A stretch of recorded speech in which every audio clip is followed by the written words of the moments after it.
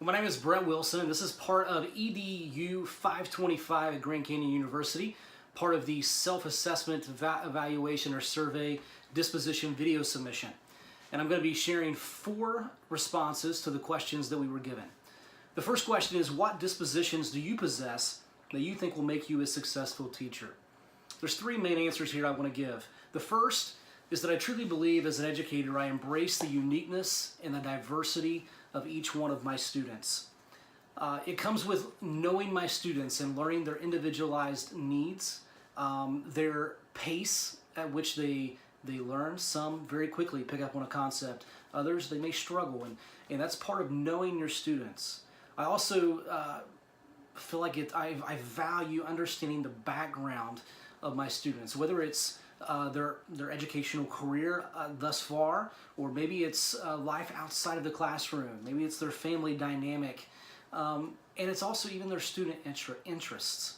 All of those pieces, I think, come together to create the student that sits in front of me each and every day when I'm in the classroom.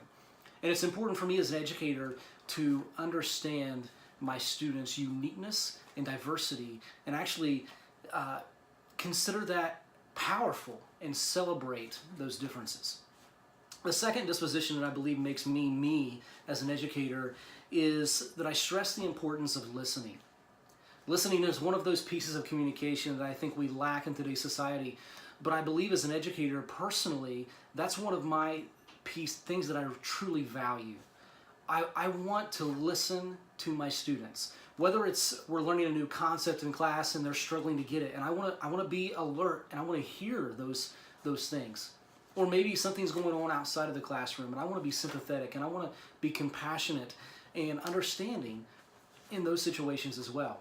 None of those things would take place if I wasn't a listener.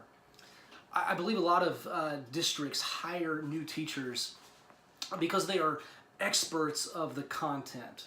Now granted, I want to be knowledgeable of the content and I want to know what I'm teaching, but I believe there's something that far exceeds that demand, and that is to deeply understand my students. And that's only possible through listening to them. Now not only do I want to listen, but I want to model that so that my students in turn value listening as well. It's one of those keys that'll be so beneficial to them in business or just in general life. The third is that I want to be a teacher that loves to learn, and I truly believe that I am.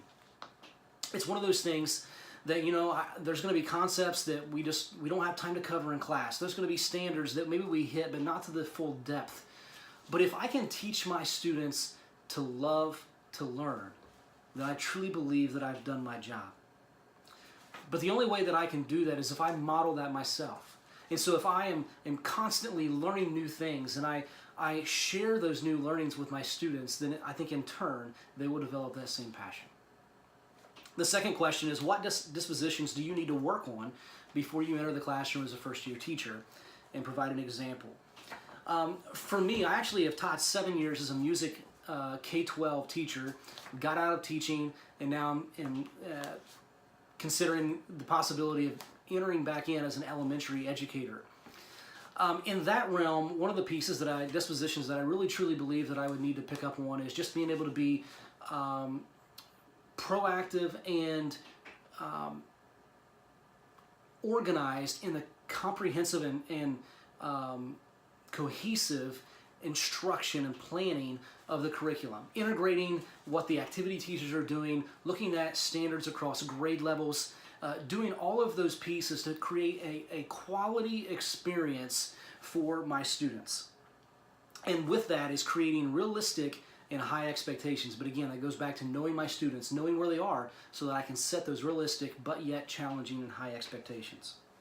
How do the dispositions demonstrate your ability to understand others' cultures, genders, and learning differences to build strong relationships with students and families? And how does potential bias affect teaching? That's question 3. For me, I go back again to what I started off with, and that's the uniqueness and the diversity of each student. I truly believe that I have respect for all individuals. And life experiences in my personal life have displayed those in front of me. And I truly believe that diversity is power, and diversity should be celebrated.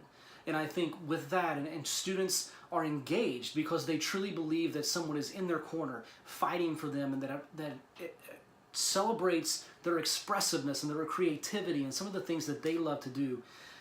That's where I think a lot of that bias is going to fall by the wayside, and it's going to teach my students that diversity is important.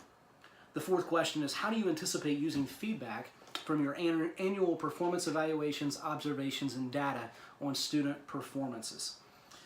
For me, there's two words here, that is reflection and collaboration.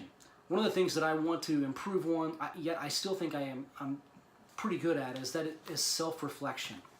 Understanding there's always improvement to be made, right? And so when I get these evaluations back, that's the first question I want to ask is, what can I do to improve these? What can I do to benefit my students further?